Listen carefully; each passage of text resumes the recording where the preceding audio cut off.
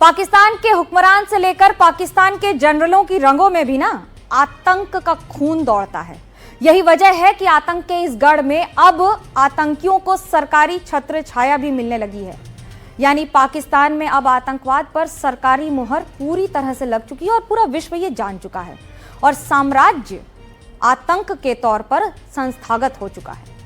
पाकिस्तान के आतंकी संगठन की नहीं, अब तो सेना के बड़े बड़े ओहदेदार भी आतंक की जुबान बोलने लगे हैं और शहबाज की सरकार उन्हें उनके इसी बड़बोलेपन के लिए तमगा दे रही है। मजहब की भट्टी सुलगाकर, मजहब की घुट्टी पिलाकर, मजहब की कट्टर तकरीरें सुनाकर पाकिस्तान के मौला पाकिस्तान के जनरल जिहादी ब्रिगेड खड़ी करते हैं।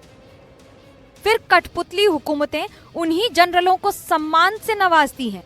खबर आ गई है कि शहबाज सरकार हारा जनरल फील्ड मार्शल ये तमगा सेना प्रमुख आसिम मुनीर को देगी। आसिम मुनीर को फील्ड मार्शल का तमगा मिलेगा। ये पद विशिष्ट सेवा के लिए दिया जाता है, विशिष्ट परिस्थितियों में ही दिया जाता है, खास तौर से किसी युद्ध में बड़ी जीत पर दिया जाता है।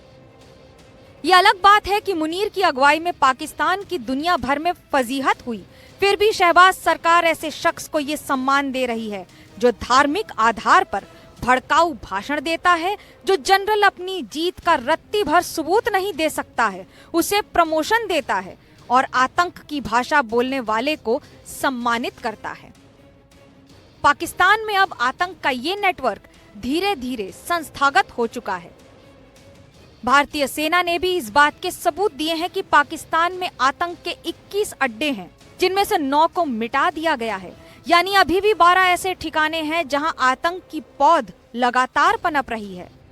लश्कर तोयबा और जैश मोहम्मद के मुरूद के और बहावलपुर स्थित टेरर इंफ्रास्ट्रक्चर को फिर से खड़ा करने के लिए पाकिस्तान सरकार ने आर्थिक सहायता देने की घोषणा की है, लेकिन निश्चित रूप से इंटरनेशनल मॉनेटरी फंड से आने वाले $1 बिलियन के बड़े हिस्से को टेरर इंफ्रास्ट्रक्चर को फंड करने में इस्तेमाल होगा, ऐसा मेरा मानना है। क्या यह इंटरनेशनल मॉनेटरी फंड IMF द्वारा, जो कि एक इंटरनेशनल ऑर्गेनाइजेशन है, उसके द्वारा इनडायरेक्ट फंडिंग इसे नहीं माना जाएगा? मैं दुनिया के लोगों के सामने यह सवाल रखना चाहता हूं। ऐसे में चर्चा ये भी हो रही है कि क्या अब भारत के निशाने पर ये 12 आतंकी ठिकाने हैं।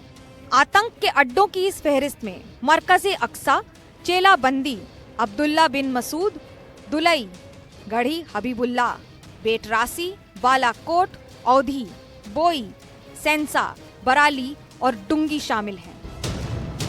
ऑपरेशन सिंदूर जारी है। टारगेट अब आतंक के यही 12 अड्डे हैं।